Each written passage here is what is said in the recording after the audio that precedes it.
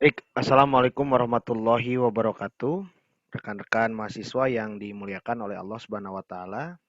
Kita bertemu lagi pada materi yang selanjutnya, yakni berkaitan dengan signifikansi komunikasi dalam kehidupan manusia atau apa pentingnya komunikasi dalam kehidupan manusia.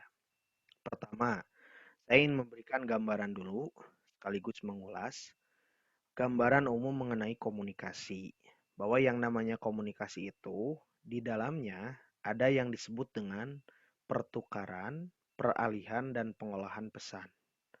Karena nanti kesuksesan komunikasi itu sangat tergantung bagaimana antara komunikator dengan komunikan bisa saling bertukar, bisa saling mengolah mengenai pesan-pesan komunikasi yang disampaikan dan diterima. Yang kedua, yang namanya komunikasi itu selalu ada dua pihak utama yang terlibat, yakni ada komunikator sebagai penyampai pesan dan ada komunikan sebagai penerima pesan.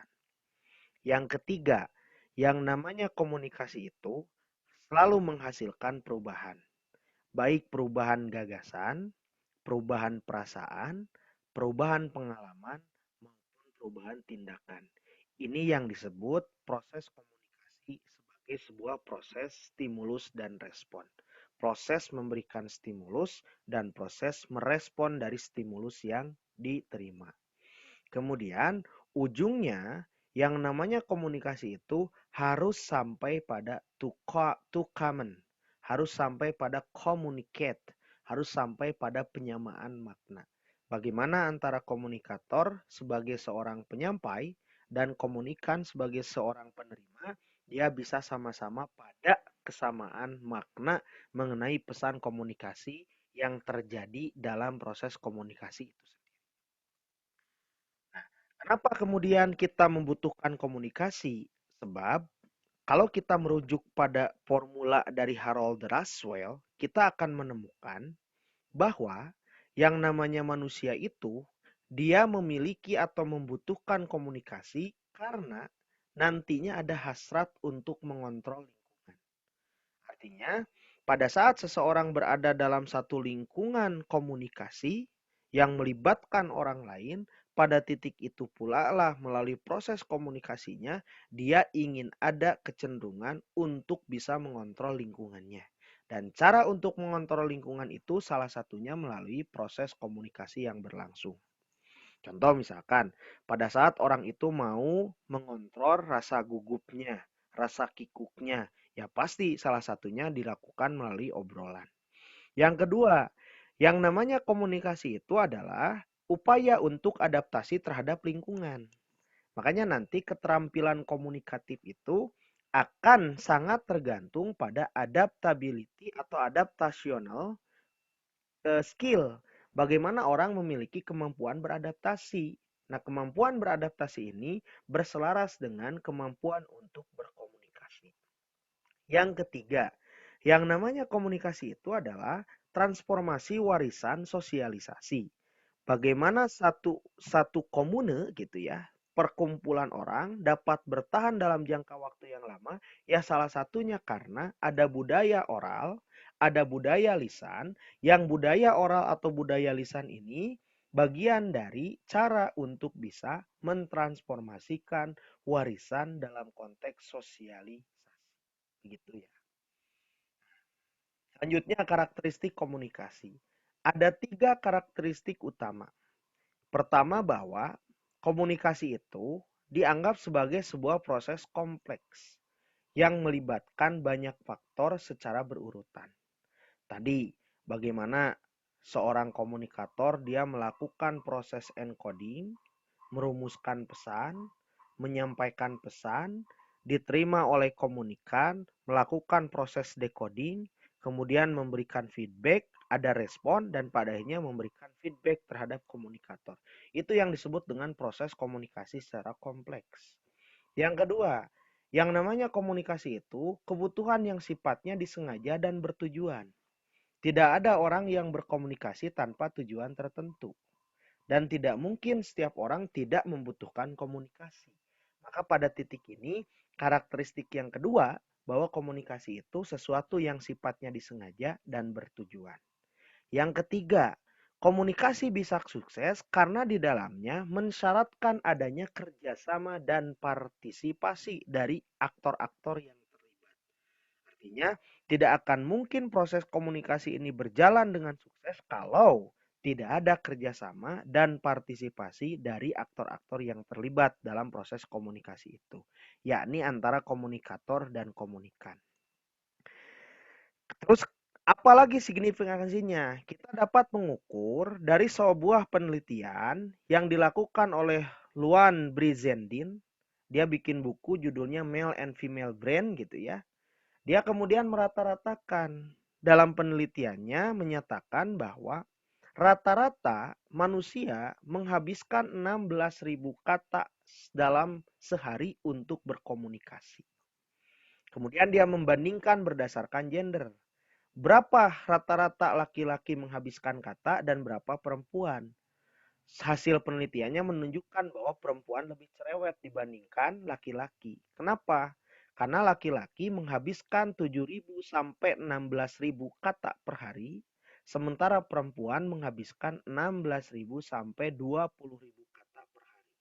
Hal ini didasarkan bahwa sistem saraf atau konstruksi otak yang dimiliki perempuan lebih kecenderungannya memiliki kemampuan linguistik dibandingkan laki-laki. Maka atas dasar fakta ini, konstruksi otak atau brain yang dimiliki oleh perempuan pada akhirnya menunjukkan bahwa perempuan lebih banyak menghabiskan kata-kata dibandingkan laki-laki dalam setiap harinya. Nah, proses komunikasi itu dilakukan, kenapa? Karena setiap manusia membutuhkan komunikasi. Secara sosial, komunikasi berlangsung mulai dari unit yang terkecil, artinya diri sendiri gitu. Kemudian keluarga, melibatkan beberapa orang dalam lingkungan yang sama. Kemudian kelompok kerabat, sampai dengan unit terbesar dalam lingkup sosial yang sifatnya massa atau khalayak ramai. Terus komunikasi juga dianggap sebagai inti hubungan sosial. Sehingga yang berlangsung sejak manusia dalam kandungan, dilahirkan, proses pertumbuhan sampai menjelang kematian. Artinya sepanjang hayat manusia itu ada, maka dia juga membutuhkan komunikasi. Sebab pada saat dalam kandungan dia berkomunikasi. Ketika dilahirkan dia berkomunikasi. Pada saat proses pertumbuhan dia berkomunikasi. Pada saat menjadi manusia dewasa dia berkomunikasi. Sampai menjelang kematian dia juga tetap berkomunikasi. Maka atas dasar fakta dan fakta inilah kita bisa menyatakan komunikasi itu adalah inti hubungan sosial. Kemudian ada penelitian dari Profesor Albert Mehrabian mengenai elemen komunikasi dalam personal. Kata dia, elemen komunikasi personal itu ada 3, yakni vokal, verbal, dan kemudian visual. Maka dia kemudian sampai pada kesimpulan, setiap manusia itu kesuksesan komunikasinya 7% ditentukan oleh spoken word, vokalnya, 38% ditentukan oleh voice tone, tinggi rendah suara begitu.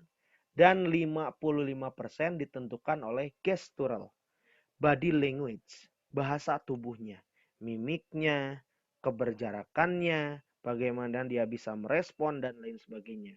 Maka kata Profesor Albert Mehrabian, hampir 55% kesuksesan komunikasi personal seseorang sangat tergantung kepada body language-nya.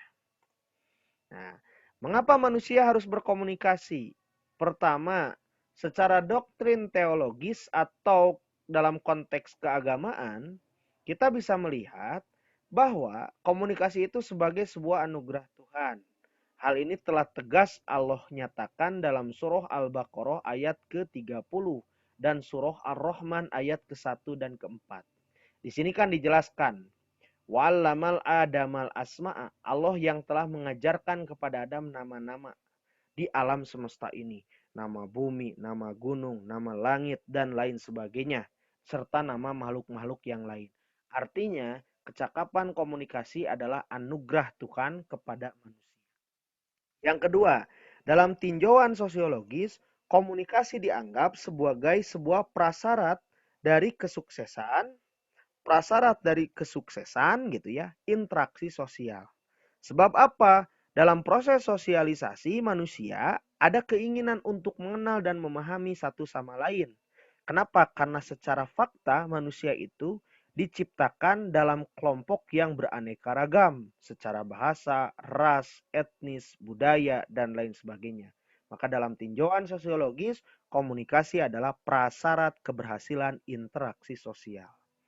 Dalam tinjauan psikologis, ada hasrat untuk menjalin emosi. Ada hasrat untuk saling mengkoneksi, menstimulus, dan saling merespon. Hasrat psikologis atau kejiwaan ini tidak bisa dihilangkan dalam diri manusia. Makanya komunikasi juga berkaitan dengan bagaimana seseorang mengekspresikan emosinya.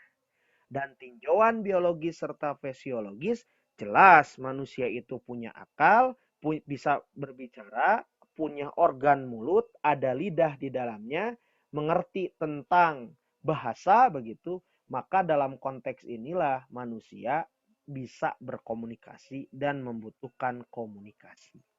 Yang terakhir, ada 4 fungsi utama dalam komunikasi. Ada fungsi sosial, yakni untuk membangun konsep diri, aktualisasi diri, eksistensi, dan katarsis, mengungkapkan segala bentuk penekanan atau ketertekanan dalam diri. Yang kedua ada fungsi ekspresif, yakni menyampaikan perasaan atau ekspresi emosi, marah, senang, simpati, empati gitu. Sayang, bahagia, sedih, suka, duka, dan lain sebagainya. Ada fungsi ritual, bagaimana pertukaran informasi ini berkaitan dengan secara simbolik, berkaitan dengan kerangka pikir, konsep diri, dan konsep lingkungan sosial. Artinya berkaitan dengan praktik-praktik keagamaan dan kebudayaan yang ada dalam kehidupan manusia. Dan yang terakhir, fungsi instrumental.